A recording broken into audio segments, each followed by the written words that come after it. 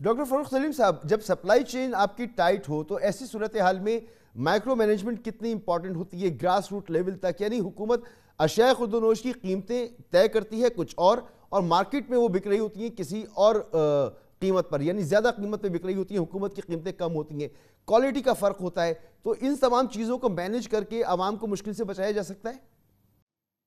دیکھیے، 3 فصلیں اگر آپ سامنے رکھ لیں اور آپ کا جو مائکرو مینجمنٹ کے اوپر سوال ہے اس کا جواب بالکل واضح ہو جائے. 2 فصلیں ایسی ہیں جس میں حکومت کی انٹرفیرنس کی مداخلت بے تحاشا ہے. وہ سپورٹ پرائس فکس کرتی ہے، وہ کوٹا دیتی ہے فلور ملوں کے اوپر، وہ گنے کی قیمت فکس کرتی ہے. یہ دونوں فصلوں میں ہمیشہ ہم نے دیکھا ہے کہ اس میں قلت آ جاتی ہے، ان کی قیمتیں آسمان سے باتیں کرنے لگتی ہیں.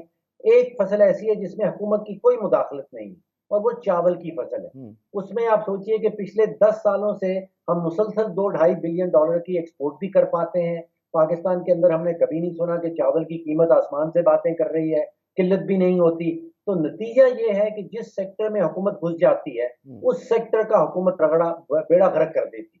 تو چاہیے یہ کہ ان سب کو ڈی ریگولیٹ کر دیا جائے، حکومت مائکرو مینجمنٹ کا کام چھوڑ دے، میکرو مینجمنٹ کا کام بھی چھوڑ دے، اور پرائیویٹ سیکٹر کے اوپر جو فصلیں ہیں ہماری، خاص طور پہ گندم اور گنا، اس کو پرائیویٹ سیکٹر کے ڈیسیژن کے اوپر چھوڑ دیا جائے. سر میرا سوال اس تناظر میں ہے بالکل ایک عام آدمی کے لیے کہ دودھ کی قیمت سرکاری کچھ اور ہوتی ہے، مارکیٹ میں وہ کسی اور ریٹ پہ مل رہا ہوتا ہے. اب اسینشل چیز ہے، آٹے کی قیمت ہر دکان پر کہیں کہیں مختلف قیمتیں مل رہی ہیں. تو یہ جو چیز ہے یکسوئی کے ساتھ گورنمنٹ طے کرے اور اسی حساب سے لوگوں کو چیزیں مل رہی ہوں، تو یہ مینیج کرنا ان مشکل حالات میں کتنا ضروری ہے؟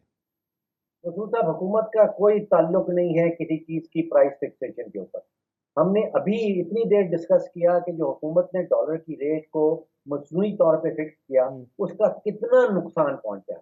میرا تخمینہ یہ ہے کہ پچھلے 5 یا 6 مہینوں میں صرف ڈالر کی قیمت فکس کرنے کی وجہ سے کوئی 15 سے 16 ارب ڈالر کا اس ملک کو نقصان پہنچا ہے. کسی چیز کی قیمت جو ہے اس کو حکومت کو اس میں مداخلت نہیں کرنی چاہیے. حکومت کا کام جو ہے وہ پرائس فکسیشن کا نہیں ہے. پرائس فکسیشن کے نتیجے میں نقصان ہی نقصان پہنچتا ہے، فائدہ کسی قسم کا نہیں ہوتا. ٹھیک.